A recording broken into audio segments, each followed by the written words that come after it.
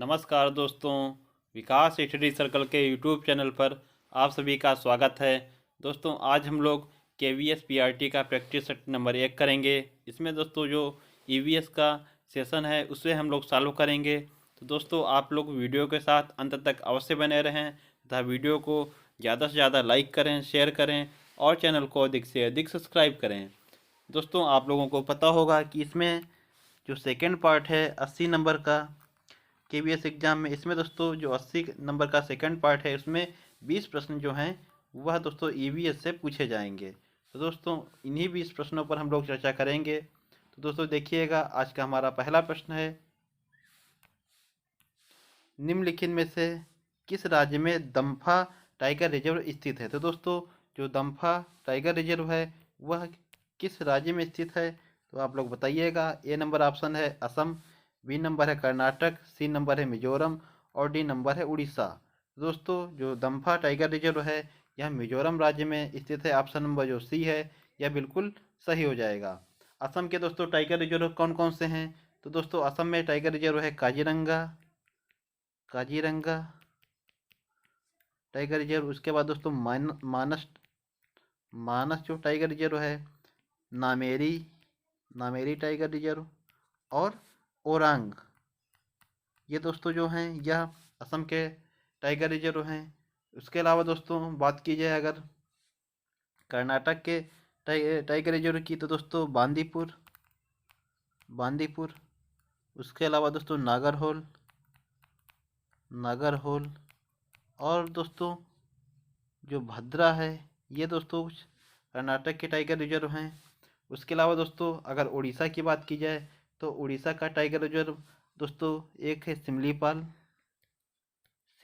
Tiger reserve और दोस्तों एक है Satkosia Satkosia tiger reserve Satkosia tiger reserve, ये दोस्तों उड़ीसा के टाइगर रिजर्व हैं। तो ध्यान रखिएगा दोस्तों, असम के टाइगर रिजर्व कौन कौन से हैं, काजीरंगा, मानस, नामेरी, ओरांग, ये दोस्तों असम के टाइगर रिजर्व है।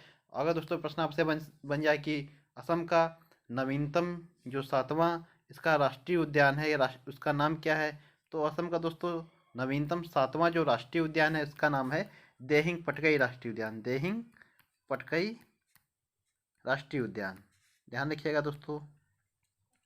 और बात की जाए दोस्तों अगर कि भारत का पहला टाइगर रिजर्व कौन सा है, तो दोस्तों जो बांदीपुर टाइगर रिजर्व है कर्नाटक में स्थित है, यह भारत का पहला टाइगर रिजर्व है। तो ध्यान रखिएगा, भारत का पहला tiger reserve Bandipur tiger reserve या कहाँ स्थित है, तो कर्नाटक राज्य में स्थित है। ध्यान रखिए दोस्तों। और प्रश्न में पूछा था कि दम्फा टाइगर रिजर्व कहाँ स्थित है, तो दम्फा स्थित है मिजोरम में। ऑप्शन नंबर जो सी है ये बिल्कुल सही हो जाएगा। आगे देखिएगा दोस्तों, अगर बात की जाए इसमें कि वर्तमान में भारत में दोस्तों वर्तमान में कितने टाइगर रिजर्व हैं, तो दोस्तों 53 टाइगर रिजर्व है वर्तमान में भारत में। और 53वां टाइगर रिजर्व कौन सा है, तो रानीपुर जो टाइगर रिजर्व है, रानीपुर टाइगर रिजर्व यह 53वां टाइगर रिजर्व है। और ये कहाँ स्थित है, तो दोस्तों उत्तर प्रदेश में स्थित है। ध्यान रखिएगा आप लोग दोस्तों, भारत में कुल टाइगर रिजर्व कितने हैं वर्तमान में, 53। और 53वां टाइगर रिजर्व कौन सा है, रानीपुर टाइगर रिजर्व, जो दोस्तों उत्तर प्रदेश में स्थित है। और उत्तर प्रदेश में दोस्तों चित्रकूट जो जिला है, चित्रकूट जिला यहीं पर दोस्तों यह स्थित है। अगर बात की जाए 52वें टाइगर रिजर्व की, तो दोस्तों 52वां जो टाइगर रिजर्व है उसका नाम है दोस्तों Ramgarh Vishdhari tiger reserve, Vishdhari tiger reserve. यह दोस्तों कहाँ है, यह बूंदी राजस्थान में स्थित है, बूंदी राजस्थान में। तो ध्यान रखिएगा दोस्तों, 52वां टाइगर रिजर्व कौन सा है, रामगढ़ विषधारी टाइगर रिजर्व। और 53वां टाइगर रिजर्व कौन सा है, तो रानीपुर टाइगर रिजर्व, यह तो उत्तर प्रदेश में स्थित है। आगे देखिएगा दोस्तों, अगला प्रश्न है हमारा। अगला प्रश्न है दोस्तों, भारत में 1936 में स्थापित प्रथम राष्ट्रीय उद्यान का क्या नाम रखा गया था। तो दोस्तों जो भारत का प्रथम राष्ट्रीय उद्यान है इसकी स्थापना कब की गई, तो 1936 में दोस्तों इसकी स्थापना की गई है। और पूछा है कि उसका नाम क्या है, तो दोस्तों आपको पता होगा जो हेली नेशनल पार्क है, हेली राष्ट्रीय उद्यान, या दोस्तों भारत का प्रथम राष्ट्रीय उद्यान है। तो ऑप्शन नंबर जो सी है यह बिल्कुल इसमें सही हो जाएगा। और दोस्तों ध्यान रखें, जो हेली राष्ट्रीय उद्यान है इसका नवीनतम नाम या वर्तमान में नाम क्या है, तो दोस्तों इसका वर्तमान में नाम है रामगंगा राष्ट्रीय उद्यान, रामगंगा राष्ट्रीय उद्यान। इसका नाम दोस्तों रामगंगा राष्ट्रीय उद्यान क्यों रखा गया? क्योंकि दोस्तों जो रामगंगा नदी है यह इस नेशनल पार्क के बीचों बीच से दोस्तों निकलती है, तो इसीलिए इसका नाम दोस्तों रामगंगा राष्ट्रीय उद्यान रख दिया गया है। और इसकी स्थापना कब की गई थी? तो दोस्तों 1936 में स्थापित किया गया हेली नेशनल पार्क। और इसमें दोस्तों अगर बात की जाए कि हेली नेशनल पार्क, इसका दोस्तों बाद में नाम रखा गया था ये दोस्तों Jim Corbett national park. Jim Corbett national park, Jim Corbett national park, Jim Corbett national park इसका नाम कब रखा गया था? तो दोस्तों 1957 में दोस्तों इसका नाम जिम कॉर्बेट नेशनल पार्क रखा गया था। और हाल ही में दोस्तों इसका नाम जो है बदलकर रामगंगा नेशनल पार्क कर दिया गया है। इसी से दोस्तों 1973 में जब प्रोजेक्ट टाइगर शुरू हुआ, तो दोस्तों 1973 में जब प्रोजेक्ट टाइगर शुरू हुआ है तो दोस्तों हेली नेशनल पार्क या जिम कॉर्बेट नेशनल पार्क से ही टाइगर रिजर्व का प्रारंभ हुआ है। यह भी दोस्तों आप लोग ध्यान रखें। और इसमें ऑप्शन नंबर जो ए है कान्हा राष्ट्रीय उद्यान, यह कहाँ स्थित है? तो दोस्तों कान्हा राष्ट्रीय उद्यान है मध्य प्रदेश में। भरतपुर राष्ट्रीय उद्यान कहाँ स्थित है? तो दोस्तों भरतपुर है राजस्थान में। और राजाजी राष्ट्रीय उद्यान यह कहाँ है? यह उत्तराखंड में स्थित है, उत्तराखंड में। तो ध्यान रखें दोस्तों, भारत में 1936 में स्थापित प्रथम राष्ट्रीय उद्यान का क्या नाम रखा गया था? तो हेली नेशनल पार्क। 1957 में इसका नाम बदलकर जिम कॉर्बेट नेशनल पार्क कर दिया गया। और वर्तमान में इसका नाम क्या है? Ramganga national park. और इसी दोस्तों जिम कॉर्बेट नेशनल पार्क से ही 1973 में प्रोजेक्ट टाइगर का शुरुआत की गई थी। आगे देखिएगा दोस्तों, अगला प्रश्न है भारत में लड़के व लड़कियों की विवाह योग्य न्यूनतम आयु क्या है? तो दोस्तों ए नंबर ऑप्शन है 21 वर्ष व 18 वर्ष, बी नंबर है 18 वर्ष व 21 वर्ष, सी नंबर है 18 वर्ष व 18 वर्ष, डी नंबर 18 वर्ष व 16 वर्ष। तो दोस्तों भारत में लड़के व लड़कियों की विवाह योग्य न्यूनतम आयु है 21 वर्ष और 18 वर्ष, यानी लड़के की उम्र होनी चाहिए 21 वर्ष और लड़की की उम्र होनी चाहिए 18 वर्ष। दोस्तों ध्यान रखें, यह जो है हिंदू विवाह अधिनियम, जो हिंदू विवाह अधिनियम है दोस्तों, हिंदू विवाह अधिनियम, हिंदू विवाह दोस्तों अधिनियम जो है 1955 का, 1955 का। इसी में दोस्तों इसका जो है वर्णन किया गया है कि लड़के की आयु होनी चाहिए 21 वर्ष और लड़की की आयु होनी चाहिए 18 वर्ष। ध्यान रखें दोस्तों, हिंदू विवाह अधिनियम 1955 के अनुसार भारत में जो विवाह के लिए लड़कों की आयु 21 वर्ष और लड़कियों की आयु 18 वर्ष निर्धारित की गई है। इसमें ऑप्शन नंबर जो ए है यह बिल्कुल सही हो जाएगा। आगे देखिएगा दोस्तों, अगला प्रश्न है, इसमें दोस्तों कॉलम दिए हुए हैं, आपको बताना है कि कौन सा दोस्तों इसमें शहर और राज्य दिए हुए हैं और अत्यधिक पसंद का भोजन। तो दोस्तों कौन से शहर या राज्य में कौन सा जो भोजन है अधिक पसंद किया जाता है वो आपको बताना है। तो दोस्तों ए नंबर हांगकांग है, बी नंबर है केरल, सी कश्मीर, डी गोवा। इधर दोस्तों देखिएगा हांगकांग यह किसी से मिलित होगा। इधर दोस्तों पहला है किसी भी करी के साथ उबला टैपियोका, सेकंड नंबर है सरसों के तेल में बनी मछली, सी नंबर है नारियल के तेल में बनी समुंदर मछली, डी नंबर है छोले भटूरे और ई नंबर है या पांचवा नंबर है पकाया हुआ सांप। तो दोस्तों हांगकांग में क्या दोस्तों अत्यधिक पसंद किया जाता है? तो हांगकांग में दोस्तों पकाया हुआ सांप जो है वह अधिक पसंद किया जाता है। तो पहले का दोस्तों जो है वह पांचवा होगा। उसके बाद दोस्तों केरल की बात की जाए तो केरल में दोस्तों जो है यह पसंद किया जाता है किसी भी करी के साथ उबला टैपियोका। तो दोस्तों बी का जो है वह ए नंबर सही होगा। उसके बाद दोस्तों बात की जाए कश्मीर की, तो कश्मीर की दोस्तों जो सबसे अधिक पसंदीदा भोजन क्या है? तो कश्मीर का है दोस्तों सरसों के तेल में बनी मछली, यानी ऑप्शन नंबर जो इसमें सेकंड है इससे सही मिलान होगा। कश्मीर में सरसों के तेल में बनी मछली। और गोवा की बात की जाए तो दोस्तों गोवा का क्या प्रसिद्ध है? गोवा में दोस्तों नारियल के तेल में बनी समुंदर मछली, यानी इसका दोस्तों जो है तीसरा सही होगा। तो ए का दोस्तों कौन सा सही है? ए का होगा पांचवा, बी का दोस्तों पहला, सी का होगा दूसरा और डी का है तीसरा। तो दोस्तों 5 1 2 3 आप लोग देखिएगा, आगे दोस्तों देखेंगे 5 1 2 3, 5 1 2 3। तो दोस्तों देखिएगा इसमें कौन सा सही होगा। 5 5 1 2 3, 5 5 5 1 2 3, यानी ऑप्शन नंबर जो डी है यह बिल्कुल सही हो जाएगा। ए का दोस्तों पांचवा, बी का पहला, सी का दूसरा और डी का तीसरा। ऑप्शन नंबर जो डी है यह बिल्कुल सही हो जाएगा। आगे देखिएगा दोस्तों, अगला प्रश्न है, प्रश्न नंबर दोस्तों 165 है। इसमें दोस्तों देखिएगा क्या प्रश्न कह रहा है। ये कह रहा है पके हुए चावल रेफ्रिजरेटर में अपेक्षाकृत लंबे समय तक परिरक्षित किए जा सकते हैं क्योंकि ए नंबर है ऑप्शन, रेफ्रिजरेटर में कुछ ऐसे रसायन होते हैं जो रोगाणुओं को नष्ट कर देते हैं। बी नंबर ऑप्शन है, कम तापमान पर रोगाणु जो है निष्क्रिय हो जाते हैं। सी नंबर है, रोगाणु कम तापमान पर नष्ट हो जाते हैं। डी नंबर है, कम तापमान पर भोजन का नमी तत्व घट जाता है। तो दोस्तों जो पके हुए चावल हैं या कोई भी दोस्तों जो खाद्य पदार्थ है वह रेफ्रिजरेटर में अपेक्षाकृत लंबे समय तक परिरक्षित किए जा सकते हैं क्योंकि दोस्तों जो कम तापमान पर रोगाणु जो है वह निष्क्रिय हो जाते हैं। तो बी नंबर ऑप्शन जो है यह बिल्कुल सही हो जाएगा। आगे देखिएगा दोस्तों, अगला नंबर है दोस्तों 166 नंबर प्रश्न है। यदि एक अध्यापक आलू, चावल, ब्रेड व शक्कर के उदाहरणों का सहारा लेता है तो वह क्या पढ़ाना चाहता है। तो दोस्तों आलू, चावल, ब्रेड व शक्कर, इनमें दोस्तों सर्वाधिक क्या पाया जाता है, तो कार्बोहाइड्रेट का, कार्बोहाइड्रेट्स में सर्वाधिक पाया जाता है। तो दोस्तों अध्यापक जो है वह कार्बोहाइड्रेट के बारे में पढ़ाना चाहता है। ऑप्शन नंबर जो बी है यह बिल्कुल सही हो जाएगा। आगे देखिएगा दोस्तों, अगला प्रश्न है, प्रश्न नंबर 167 नंबर है। कांसा जो है ब्रॉन्ज दो धातुओं का मिश्रण है, ये दो धातुएं कौन कौन सी हैं। तो दोस्तों कांसा आपको पता होगा, कांसा किससे मिलकर बनता है। तो दोस्तों जो कांसा है वह तांबा और टिन मिलकर बनता है, यानी तांबा व टिन, तांबा और टिन मिलकर दोस्तों कांसा का निर्माण करते हैं। उसके अलावा दोस्तों अगर बात की जाए तांबा और जस्ता, तांबा और जस्ता दोस्तों मिलकर निर्माण करते हैं पीतल का। पीतल में दोस्तों कौन कौन से दो जो धातुएं हैं मिलकर बनती हैं, तो तांबा और जस्ता जो है वह पीतल का निर्माण करते हैं।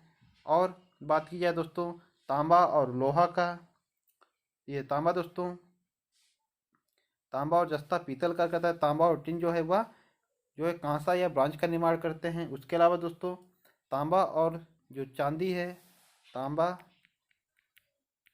और चांदी या दोस्तों किसका निर्माण करती हैं, तो स्टर्लिंग का,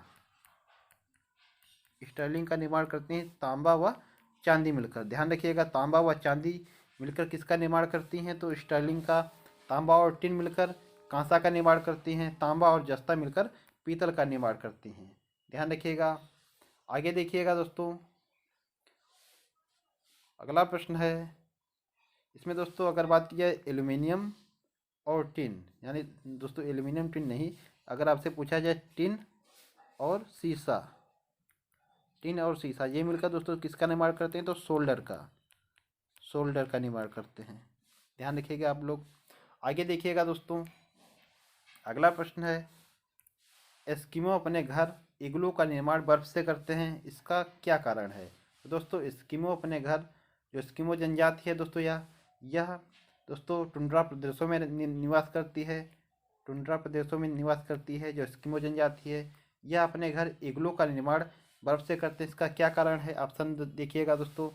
ए नंबर ऑप्शन है, बर्फ़ ठंडी हवा और पानी को अंदर नहीं आने देता। बी नंबर है, बर्फ़ की दीवारों के बीच मौजूद हवा अंदर की गर्मी को बाहर जाने से रोकती है।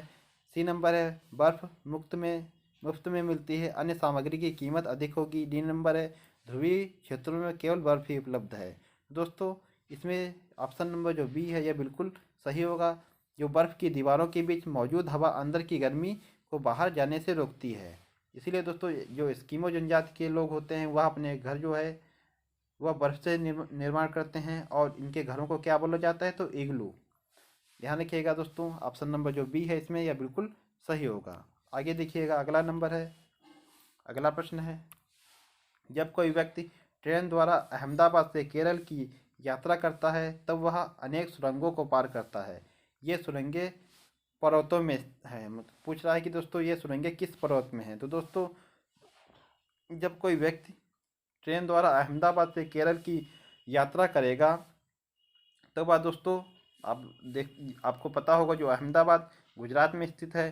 तो दोस्तों जो गुजरात का हिस्सा है, ये दोस्तों पश्चिमी घाट जो हमारा है, इसमें यहाँ पर दोस्तों ये गुजरात पड़ता है, और केरल दोस्तों यहाँ पर ये केरल नीचे की तरफ पड़ता है। तो दोस्तों इसका मतलब हुआ वह गुजरात से केरल जाएगा तो वह पश्चिमी तट के सहारे चलेगा। तो दोस्तों इसमें ऑप्शन कौन सा सही होगा? सी नंबर ऑप्शन सही होगा कि वह अनेक सुरंगों को पार करता है। ये सुरंगें किस में हैं? तो पश्चिमी घाट में है। ऑप्शन नंबर जो सी है यह बिल्कुल सही होगा। विंध्याचल की बात की जाए तो दोस्तों जो विंध्याचल पर्वत है यह मध्य प्रदेश और उत्तर प्रदेश में स्थित है। मध्य प्रदेश और उत्तर प्रदेश में स्थित है। अरावली दोस्तों आपको पता होगा यह राजस्थान में स्थित है। अरावली पहाड़ी कहाँ स्थित है? तो दोस्तों अरावली जो पहाड़ी या पर्वत श्रेणी है यह राजस्थान में स्थित है।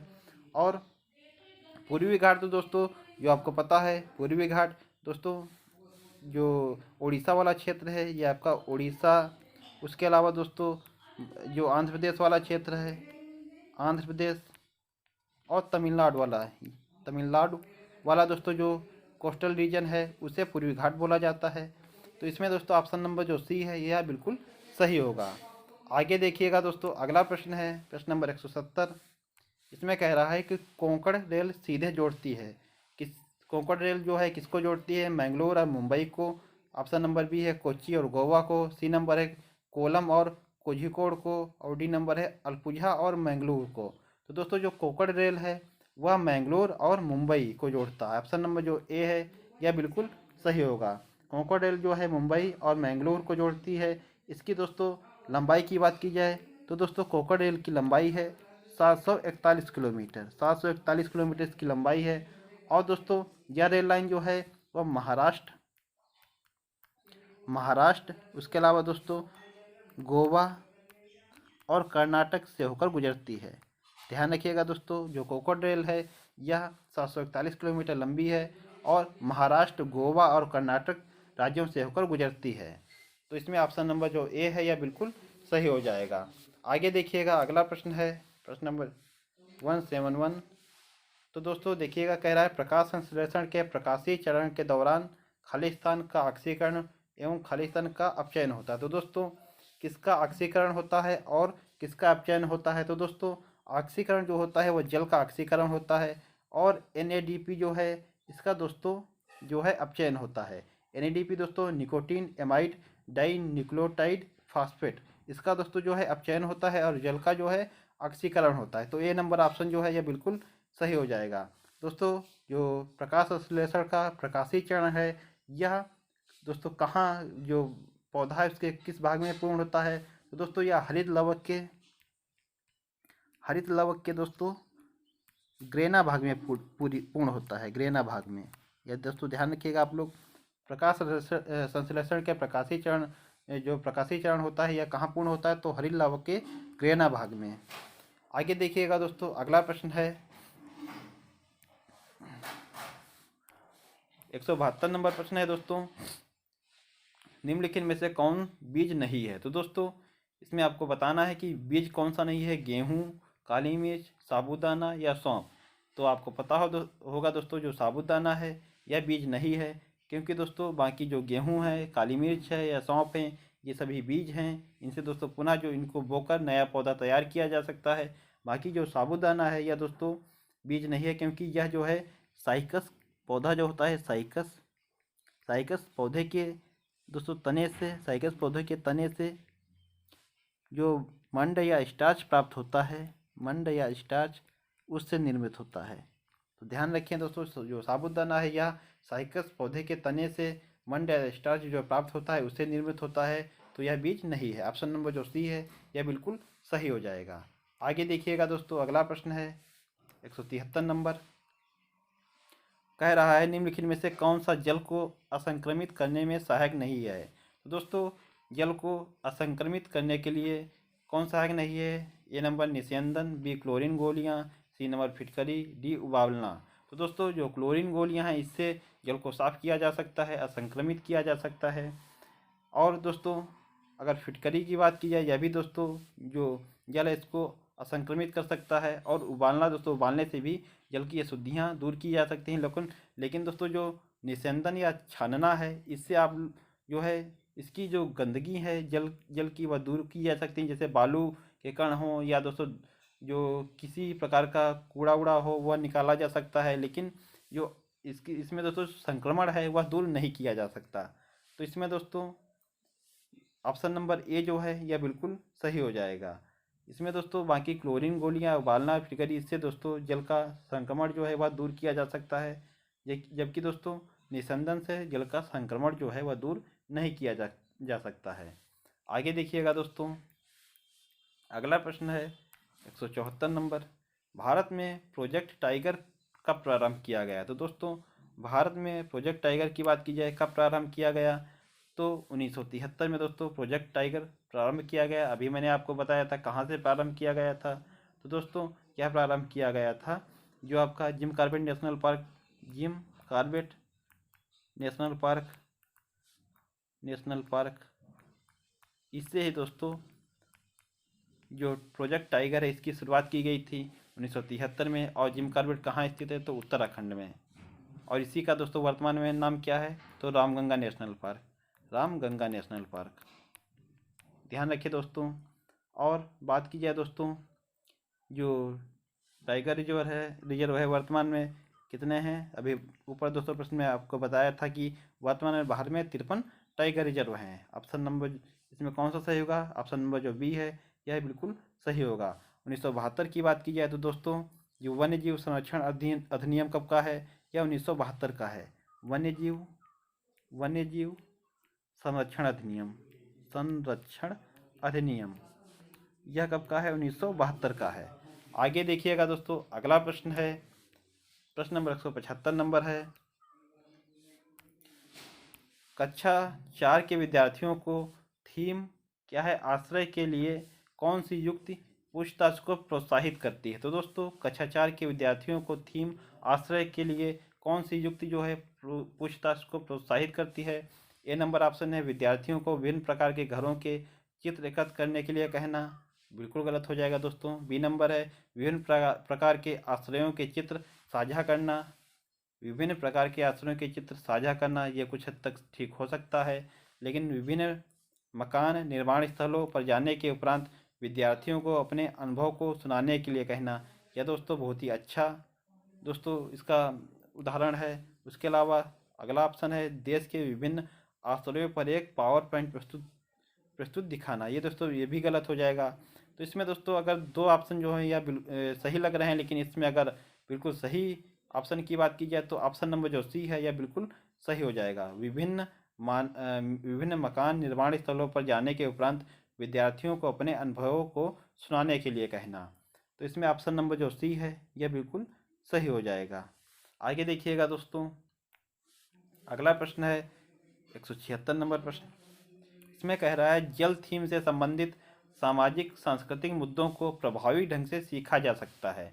जल थीम से संबंधित सामाजिक सांस्कृतिक मुद्दों को प्रभावी ढंग से सीखा जा सकता है। ए नंबर ऑप्शन है भूमिका निर्वाह द्वारा, बी नंबर है विद्यार्थियों के बीच वास्तविक संवाद के द्वारा, सी नंबर है क्षेत्र भ्रमण के द्वारा, डी नंबर है प्रदर्शन और गृह कार्य के द्वारा। तो दोस्तों जल थीम से संबंधित सामाजिक सांस्कृतिक मुद्दों को प्रभावी ढंग से सीखा जा सकता है। निर्वाह भूमिका के द्वारा ये भी सही होगा, विद्यार्थियों के बीच वास्तविक संवाद के द्वारा ये भी सही होगा, और क्षेत्र भ्रमण के द्वारा ये भी सही होगा। जबकि दोस्तों प्रदर्शन और गृह कार्य यह गलत हो जाएगा।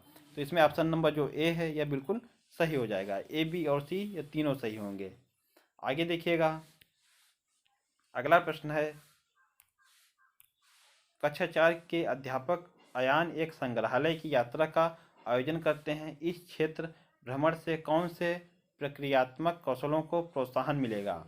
ए नंबर ऑप्शन है वर्गीकरण और प्रयोग करना, बी नंबर है संप्रेषण और चरों की पहचान, सी नंबर है अवलोकन तथा मॉडलों का निर्माण, डी नंबर है नक्शा बनाना एवं मापन करना। तो इसमें कौन सा ऑप्शन सही होगा? दोस्तों इसमें ऑप्शन आपका जो सही होगा वह सही होगा सी नंबर, अवलोकन तथा मॉडलों का निर्माण। दोस्तों जो अयान हैं यह इनका जो आयोजन है यह संग्रहालय के क्षेत्र भ्रमण के अवलोकन तथा मॉडलों का निर्माण करने के लिए दोस्तों। तो दोस्तों इसमें ऑप्शन नंबर जो सी है यह अवलोकन तथा मॉडलों का निर्माण, ये बिल्कुल सही हो जाएगा। आगे देखिएगा दोस्तों, अगला प्रश्न है दोस्तों, नीचे दिए गए इसमें दोस्तों नीचे दिए गए घरों के प्रकारों में से उसे चुनिए जिसे भारी वर्षा वाले क्षेत्रों के गांवों में रहने वाले लोगों को बनाना चाहिए। तो कह रहा है कि जो आपको घर चुनना है, घरों के प्रकार में से उसे चुनिए जिसे भारी वर्षा वाले क्षेत्रों के गांवों में रहने वाले लोगों को बनाना चाहिए। ए नंबर सपाट छत वाले बांस के घर, नहीं दोस्तों गलत हो जाएगा। सपाट छत वाले पत्थर या लकड़ी के घर, पत्थर के घर नहीं होना चाहिए, ये भी गलत हो जाएगा। सपाट छत भी नहीं होना चाहिए, ये भी गलत है। बांस के खंभों पर बने ढालू छत वाले घर, ये दोस्तों बिल्कुल सही होगा। बांस के खंभों पर बना हुआ दोस्तों ढालू छत वाला घर। तो दोस्तों ऑप्शन नंबर जो सी है ये बिल्कुल सही हो जाएगा। अगला ऑप्शन है मिट्टी और फूस के घर जिनकी ढालू छतें कटीली झाड़ियों की बनी हो। दोस्तों ये नहीं, ऑप्शन नंबर जो सी है यह बिल्कुल सही हो जाएगा। अगला प्रश्न है कि निम्नलिखित में से कौन से राज्यों का समूह अरब सागर के तट पर स्थित है। केरल, आंध्र प्रदेश, गुजरात। केरल, आंध्र प्रदेश, गुजरात। कह रहा है कि अरब सागर के तट पर, अरब सागर दोस्तों जो पश्चिमी घाट वाला हमारा क्षेत्र है इसका पूछ रहा है कि इस पर कौन कौन से स्थित हैं। तो दोस्तों केरल जो है ठीक है, आंध्र प्रदेश ये गलत हो जाएगा, आंध्र प्रदेश ये पूर्वी दोस्तों तट पर है। केरल, तमिलनाडु, महाराष्ट्र, यह दोस्तों ऑप्शन बिल्कुल सही होगा, केरल, तमिलनाडु और महाराष्ट्र। इसमें कर्नाटक है दोस्तों, उड़ीसा नहीं तो ये पूर्वी तट पर है दोस्तों। इसमें कर्नाटक, तेलंगाना दोस्तों ये जो है यह किसी भी तट पर नहीं है, यह दोस्तों स्थल अवरुद्ध जो है राज्य है। तो इसमें ऑप्शन नंबर जो बी है यह बिल्कुल सही हो जाएगा। आगे देखिएगा, आज का हमारा अंतिम प्रश्न है, डॉक्टर ने किसी व्यक्ति को प्रतिदिन दवाइयों के साथ हरे पत्तेदार सब्जियां, आंवला, गुड़ खाने का सुझाव दिया है। यह व्यक्ति कोई रोगी होना चाहिए जो पीड़ित है। तो दोस्तों जो अगर डॉक्टर ने पत्तेदार सब्जियां, आंवला और गुड़ खाने का सुझाव दिया है तो वह व्यक्ति जो है वह एनीमिया रोग से ग्रसित है। तो ऑप्शन नंबर जो ए है इसमें यह बिल्कुल सही हो जाएगा।